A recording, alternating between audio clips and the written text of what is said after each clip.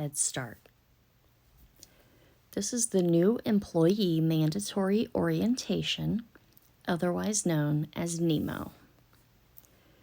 Your supporting team will include the site manager, Gail Searles, the program director, Carrie Riley, and myself, the HR specialist, Majenica Moles.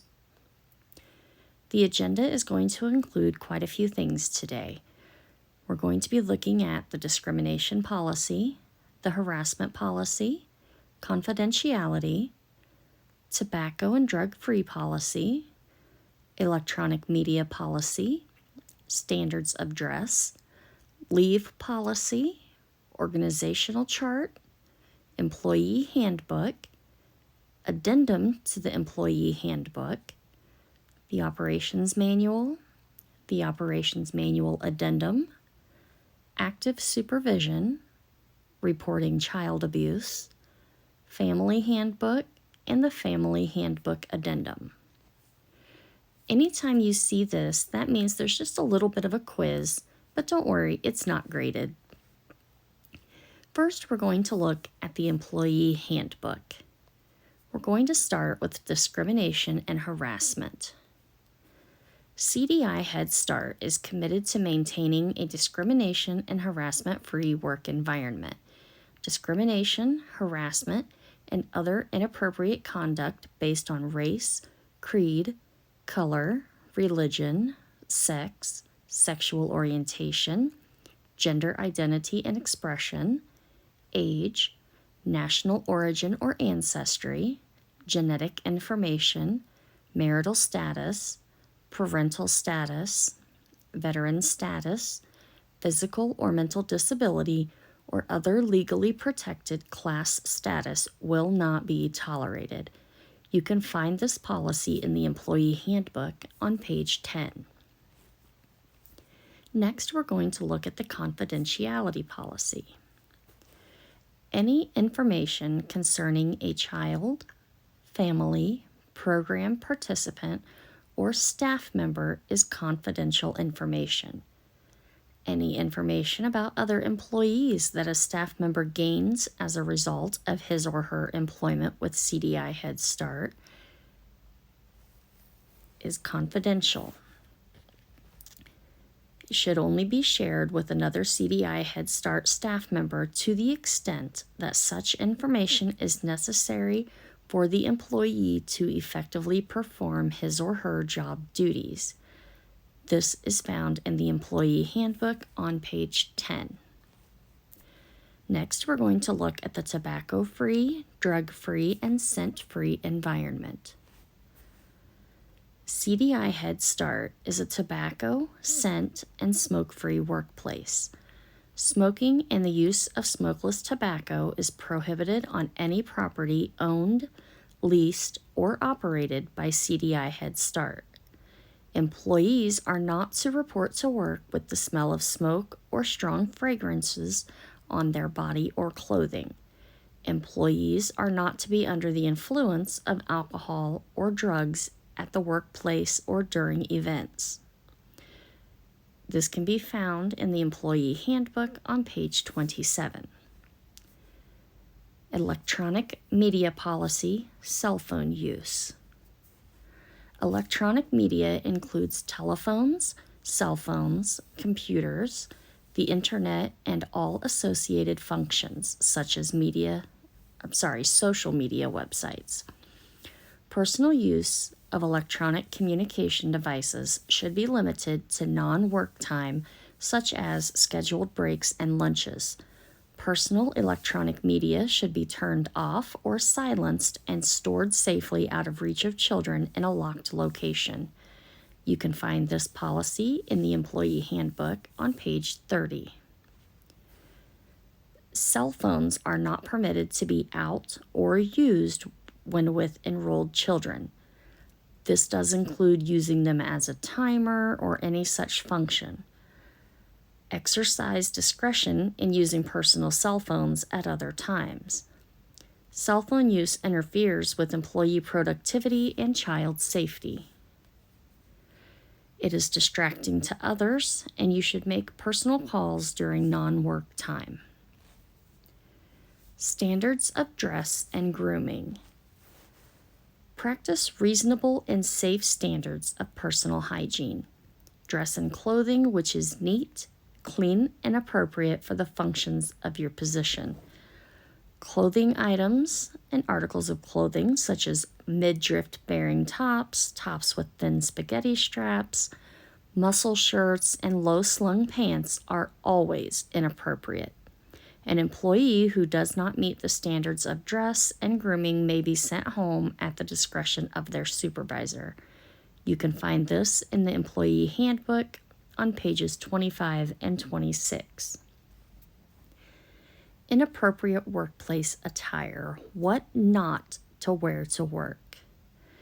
If you look at the first picture, it's probably quite obvious what's wrong with that. He's in a muscle shirt, and that's really not appropriate when working with little children. The second photo has different items there, so let's look at the beige colored dress. While it's not super inappropriate, it is a little bit short, and the front does come down a little bit far.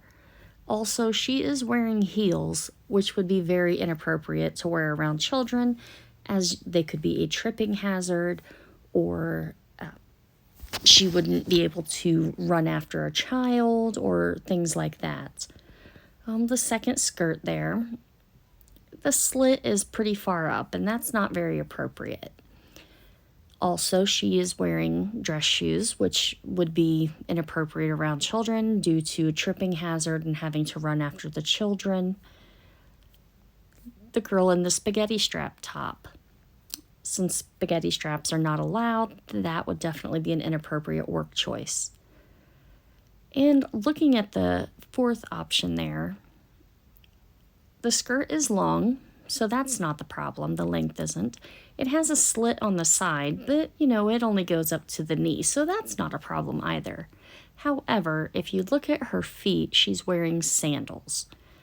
Definitely not appropriate around children. She could have her feet stepped on, toes broken, things like that. So definitely need to wear closed-toed shoes.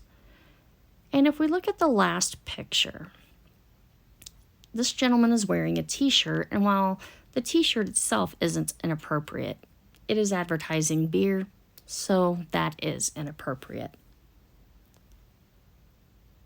So looking at the appropriate workplace attire, business casual or business professional.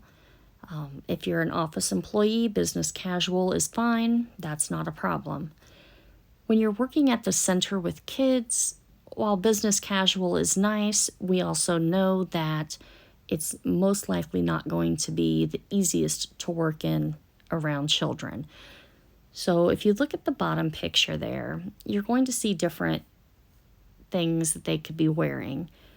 Now, the girl in the middle there in the blue cardigan, she does appear to be wearing dress shoes, which I wouldn't recommend. But other than that, any of these outfits would be appropriate.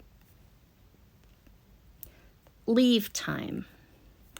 Leave is defined as any absence during assigned work hours as designated for the employee's position, including sick leave, vacation leave, MAL, which is a medical absence leave, workers' compensation, and FMLA. Employees who are absent after your leave is exhausted will be subject to discipline up to and including termination of employment. This is found in the employee handbook on page 41.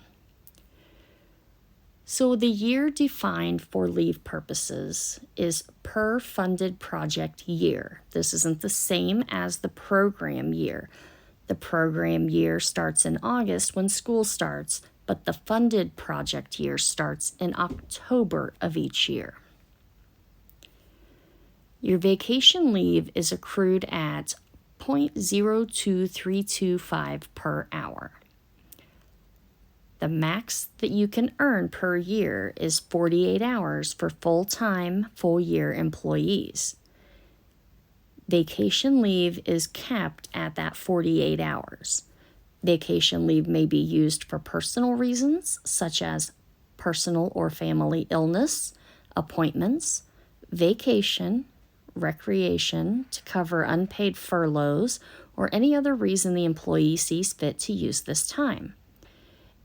It must be requested 2 weeks in advance if at all possible. This is also found in the employee handbook, and it's on page 42. Sick leave.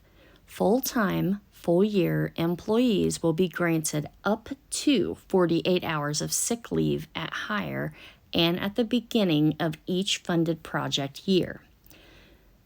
Sick leave is prorated based on actual work schedule.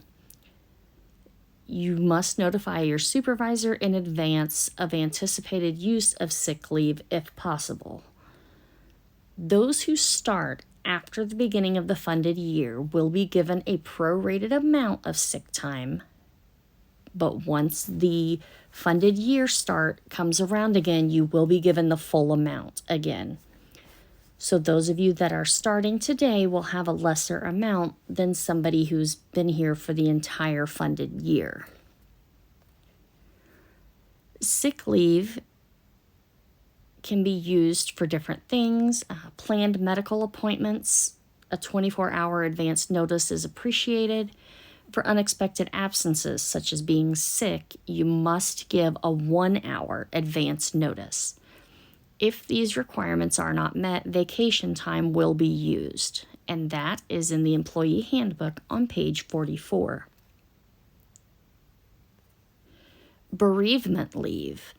CDI Head Start offers up to 3 days of paid bereavement leave, coded as paid medical absence leave, per funded project year to employees who have experienced a death in their immediate family, defined as a parent, spouse, child, or sibling. The employee may be asked to provide documentation to support the need for bereavement leave. 1 bereavement leave per funded project year will be given. This is found in the employee handbook on page 49. All employees must complete a request for leave for every absence, no matter the reason or duration.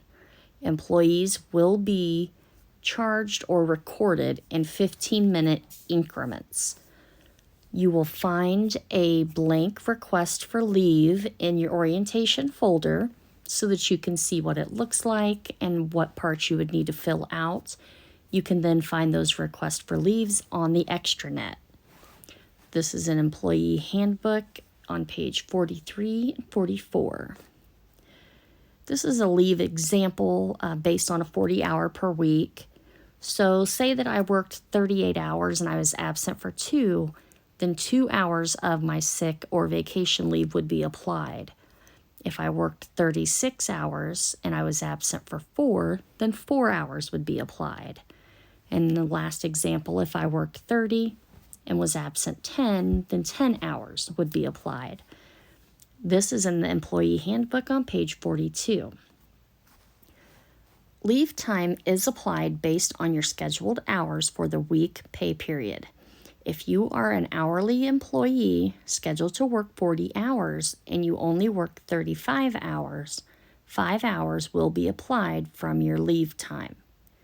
We do not have comp time, but based on program needs, you may be able to make up time missed during the week or pay period in limited circumstances.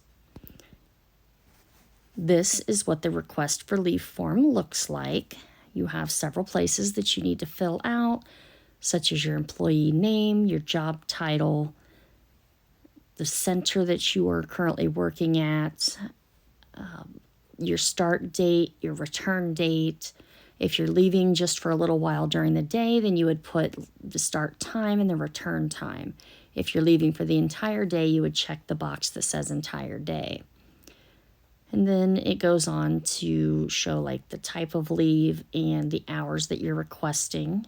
And at the bottom, then your immediate supervisor's signature would go on there, and then my signature, and then whether it was approved or denied. Your signature would go underneath the types of hours and leave requested. We also offer holiday pay. Employees will only be paid for the designated holidays if they work on the last program day before the holiday and the first program day after the holiday. Employees who have pre-approved excused paid leave, Family Medical Leave Act. The Family and Medical Leave Act of 1993, and as amended in 2008, provides eligible employees with up to 12 weeks of continuous or intermittent job-protected leave per designated leave period year for certain family and medical reasons, including employees' own serious illness of a qualifying family member, care of a newborn or newly adopted child, when a parent, spouse, or child who is a member of the Reserves or National Guard is called to active duty and the employee needs to handle certain matters for him or her, and when an employee has a family member who, while on active military duty, is seriously injured or ill. And that policy is found on page 50 of the Employee Handbook. In order to be eligible for FMLA, you have to be employed by CDI Head Start for at least 1 year and have worked for 1,250 hours over the previous 12 months. An eligible employee may take FMLA leave if the leave is taken for an FMLA qualifying reason.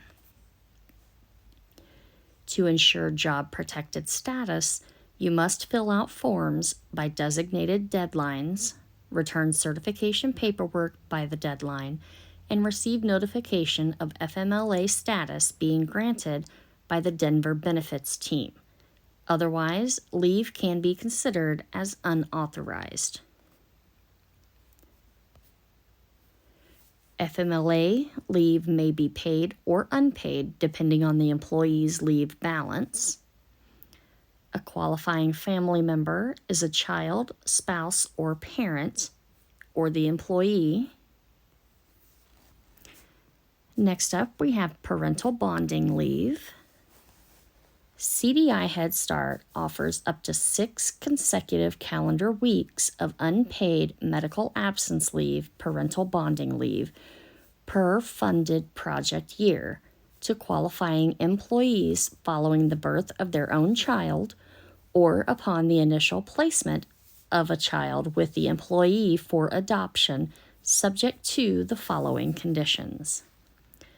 To qualify, the employee must be a regular, full-time, or part-time employee, complete a leave request form at least 2 weeks in advance.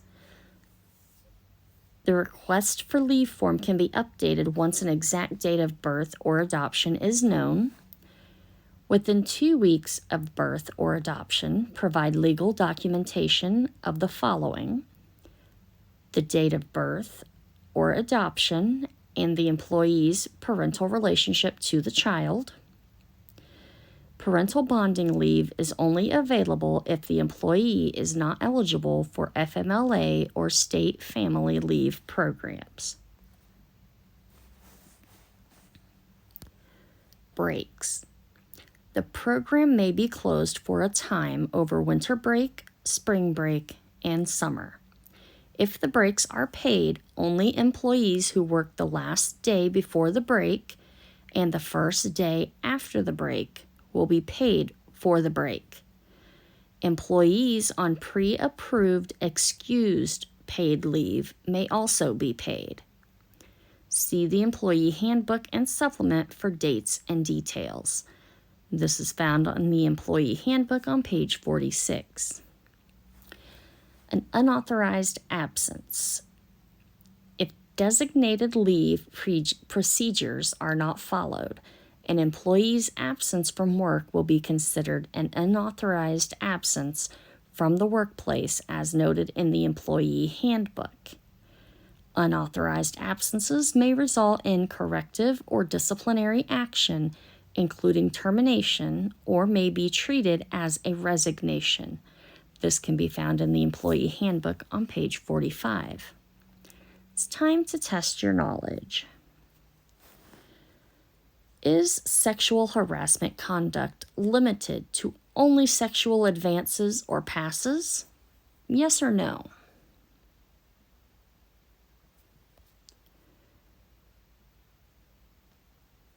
No.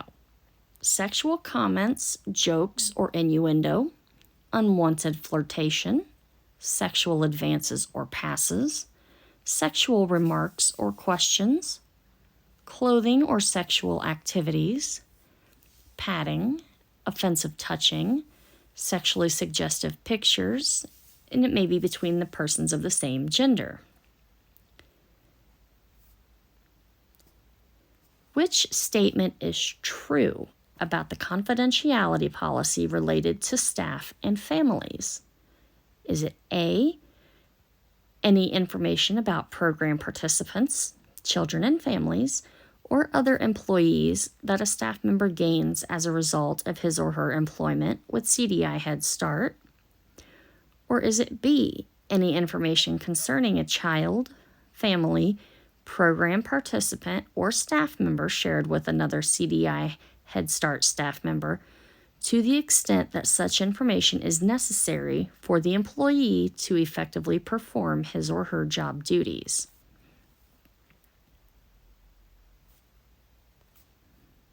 The answer is both A and B.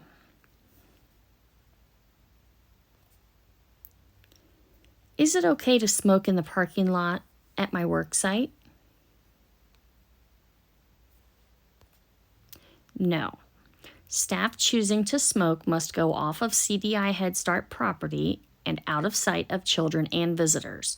CDI Head Start employees are expected to report to work smoke-free in order to comply with scientifically based research regarding the harmful effects of second and third-hand smoke on young children as well as adults. Can an employee use a CDI computer to go on Facebook during their lunch break?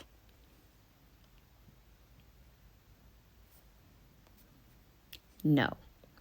Any personal electronic media of an employee at work should be turned off or silenced and stored safely out of reach of children in a locked location. It is never appropriate for an employee to use personal electronic media while exercising responsibility for the safety of children, such as during classroom activities or during outdoor play.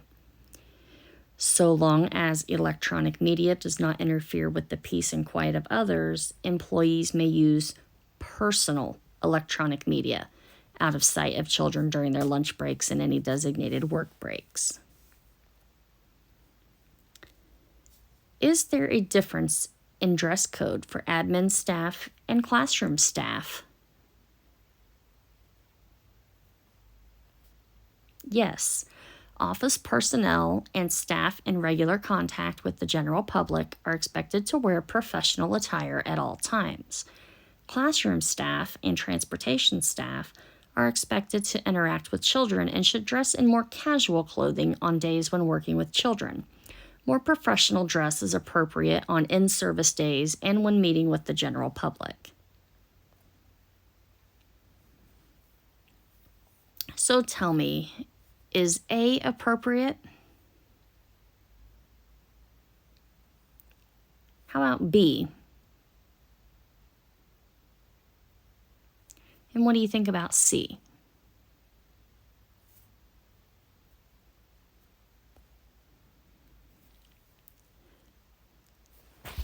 Leave time.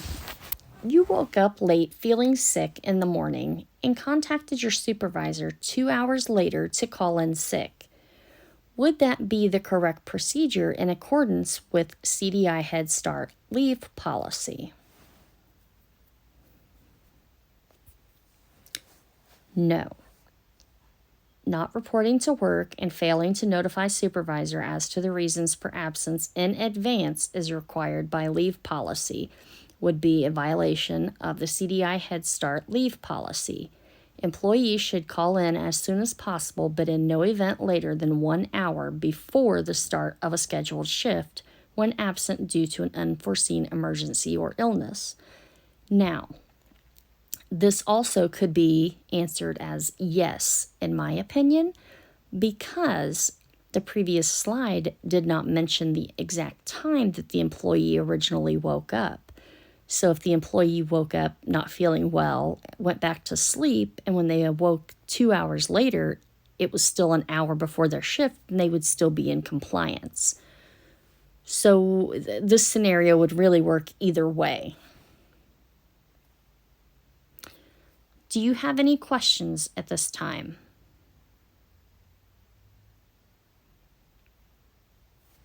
Okay. So next we'll look at the organizational chart. In your folder, you will find an organizational chart that will have your role highlighted, as well as your immediate supervisor, and then who the next person up from your immediate supervisor is. So for instance, let's look at a program aide. So we'll look at the program aide, and it would show that the program aide and the preschool teachers and the assistant teachers would all report to the center supervisor and lead teacher. Well, the center supervisor lead teacher then reports to the Education Disability Services Manager. So if the program aide goes to the center supervisor lead teacher with a question and they are unable to answer the question or find the answer for them, then either the center supervisor lead teacher or the program aide would then go to the next person up to find that answer, and so on and so forth. Here's a good one. Should you ask your coworker if you have any questions about your job or benefits or anything like that? You should always ask your supervisor. If it's important, don't just ask a coworker. They likely know about as much as you, and you take the risk of being given false information. You should go to your direct supervisor or above with your questions. That is the best way to know that you will receive the correct information. Now, if you just have a simple question such as, where is this item that we need for today? Obviously, you can ask a coworker that. But anything else that you need clarification on, benefits, pay, scheduling, things like that, you should always go to your supervisor.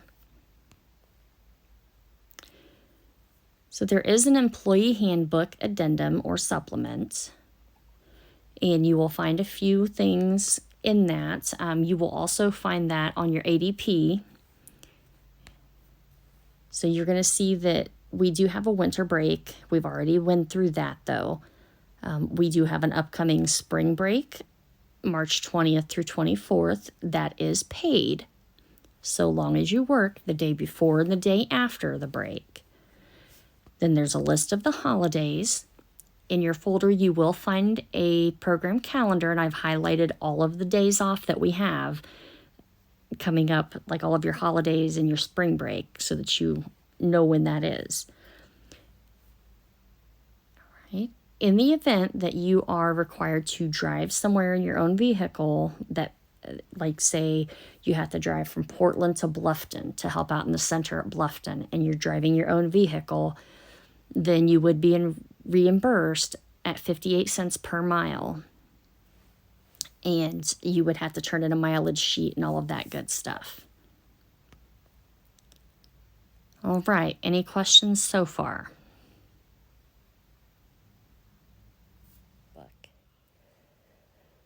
The Operations Manual and Family Handbook are two key documents that we use to guide our work with children and families. It is important to have a copy of the manuals readily accessible for review, questions, and references regarding CDI Head Start policy and procedures. Our goal today is to help you become familiar with the most frequently asked questions in program options and the Family Handbook. To support your own continued professional development, you have the responsibility to familiarize yourself with both manuals. The objectives today. Participants will utilize the Operations Manual and Family Handbook as a foundational tool for ongoing learning about the HS, PPS, and CDI systems and processes. You will become familiar with CDI Head Start policies related to program options, services to pregnant women and home-based, if applicable, the Family Handbook. Operations Manual. Program options. Infant, toddler to 5 years old. We will discuss the number of children enrolled in classrooms, holidays in the research-based curriculum, determination of ongoing source of health care, time out, staff trainings as part of the initial orientation. Number of children enrolled in classrooms. For classrooms with children under the age of 2, there will be no more than 8 students enrolled with just 2 teachers. There will be no more than 9 students enrolled with 3 teachers. Age 3. There will be no more than 17 students enrolled in any class, and there will be no more than 15 students enrolled in any double session class.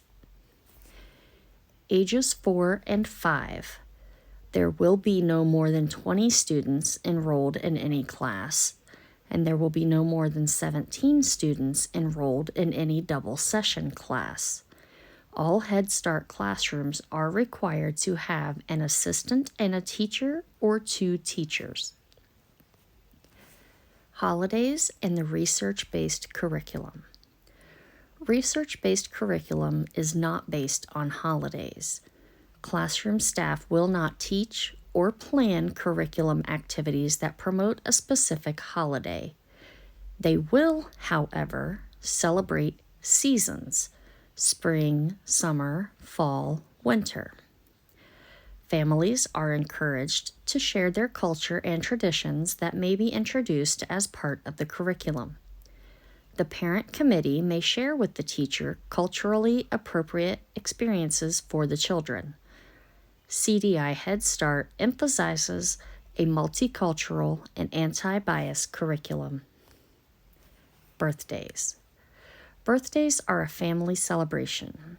Children are recognized regularly for the special person they are. Just as with holidays, birthdays are not part of the program curriculum. Parents are asked to not bring any food, candy, balloons, or gifts to the classroom for any occasion. An end-of-the-year celebration is created around activities which allow for parent, child, and staff interaction. End of year.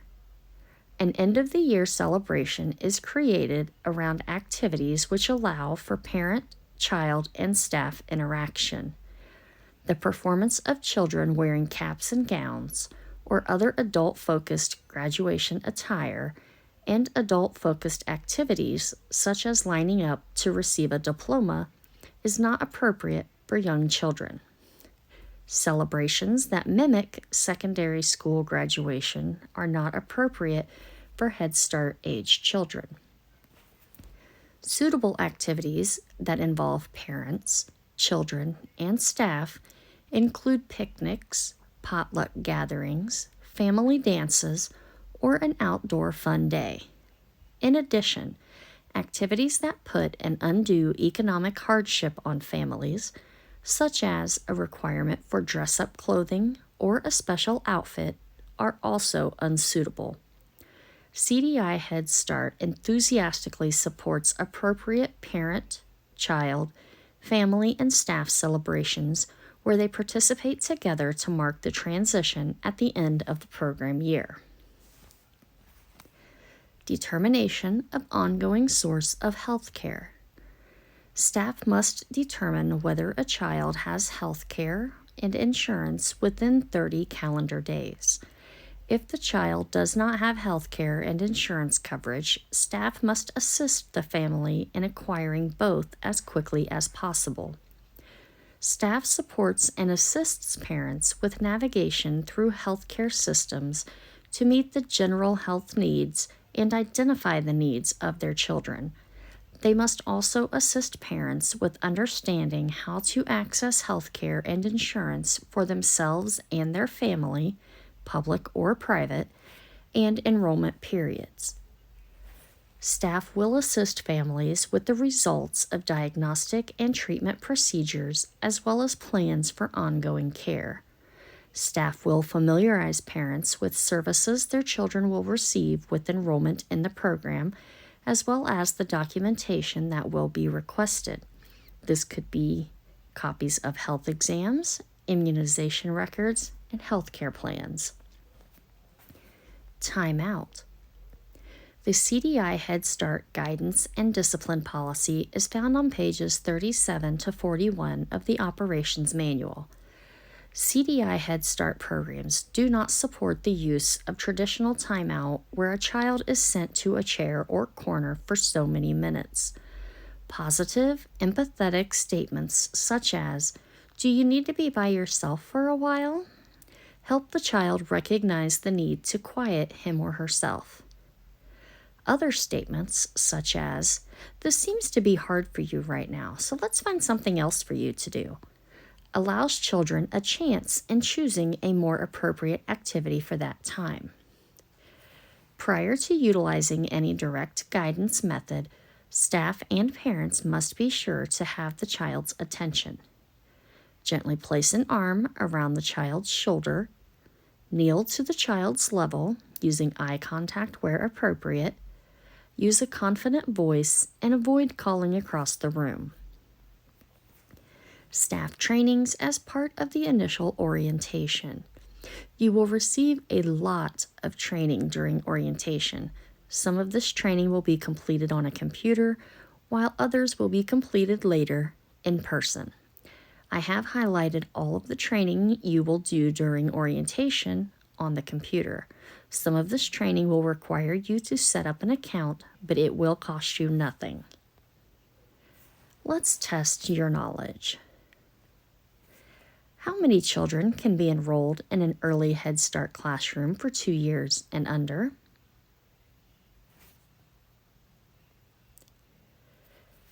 Eight, as long as there are 2 teachers. True or false? Teachers are not to teach holidays as they are not part of the research-based curriculum. True. True or false? Staff consult with parents to determine if the child has a source of ongoing, continuous, accessible health care and insurance. This is true. So we're going to talk about some program options for infant and toddler to 5 years old, including active supervision, child abuse and neglect reporting, child pickup procedures, healthcare plans, children with disabilities, and phase-in. Active supervision. Active supervision requires focused attention and intentional observation of children at all times. Active supervision and ensuring child safety is an essential part of everyone's ongoing job duties. Strategies to put active supervision in place include setting up the environment, positioning staff, scanning and counting, listening, anticipating children's behavior, engaging and redirecting. We must all be committed to ensuring the following. All staff members must ensure the safety and well-being of our children remains our number one priority.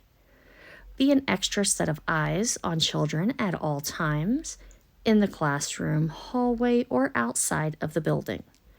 Interact with care to extend and reinforce classroom learning. Everyone will be part of each child's education in our program, so they feel cherished and important.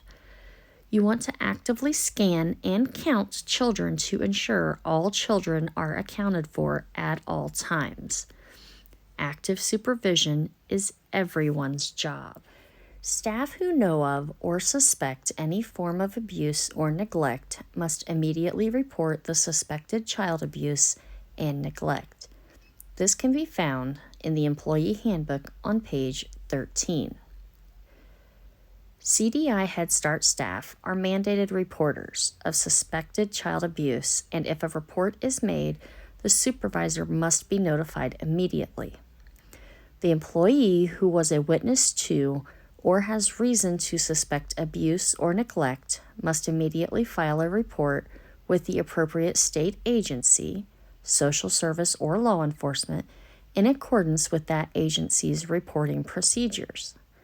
The employee who made the report will call his or her supervisor the same day and immediately following the state report. The supervisor will immediately notify the program director or his or her designee in the absence of the program director. Confidentiality must be maintained while relaying this information. The local program director or designee will call the site manager immediately upon receipt of this information. The program director will maintain a log of reports made, noting the name of the child, the date and time of the report, the name of the person reporting, to whom a report was made, or how it was submitted if online, and a brief notation as to the reason for the report. This information must be maintained in a confidential, locked filing cabinet, separate from child or staff files, and accessible only by the program director, the NIC site manager, NIC lead site manager, and NIC project director or designee. Regardless of where suspected child abuse or neglect is believed to occur, any staff member who has reasonable cause to know or suspect that a child has been subjected to abuse or neglect, or who has observed the child being subjected to circumstances or conditions that would reasonably result in abuse or neglect, must immediately report or ensure a report is made to the responsible social services or local law enforcement agencies, and otherwise in accordance with state law. In addition, the program director must be immediately informed of such suspicion. This is found in the Employee Handbook on page 13. Let's test your knowledge. Who is responsible for active supervision and its strategies? Everyone is responsible for active supervision. Who should report suspected child abuse and/or neglect?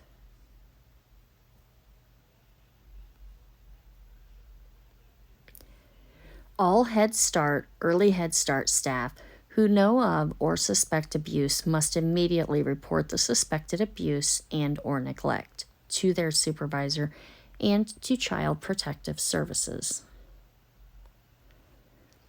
What strategies or steps should be taken if you suspect child abuse or neglect?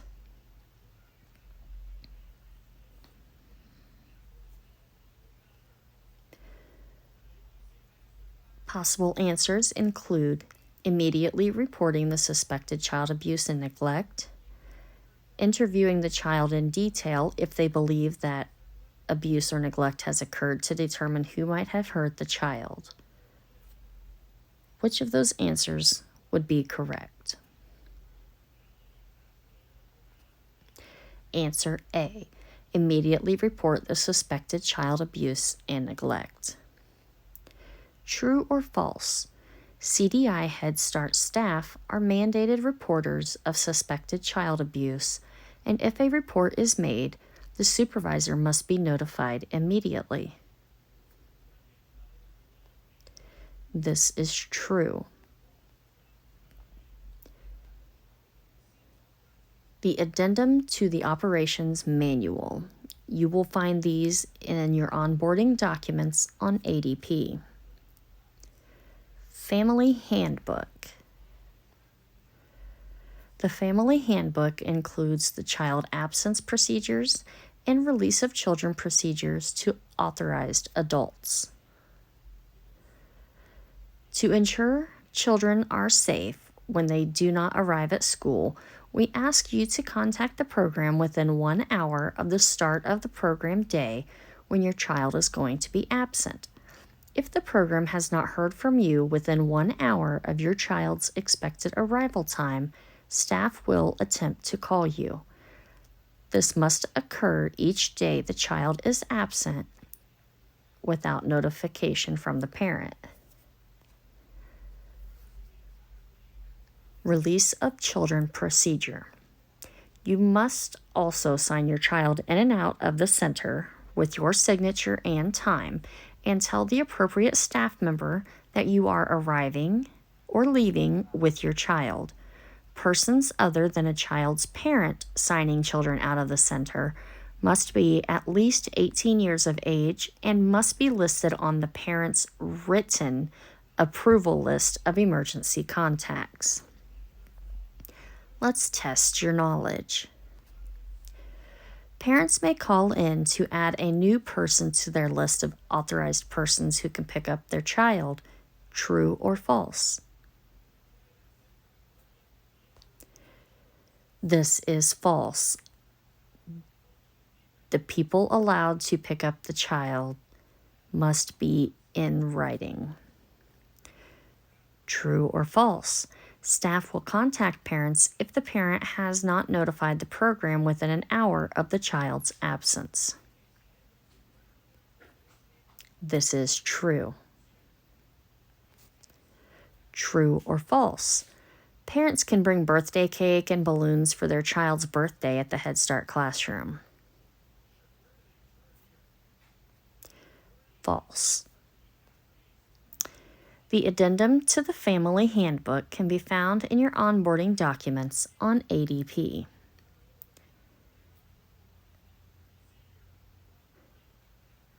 We are looking forward to working with you. Thank you so much.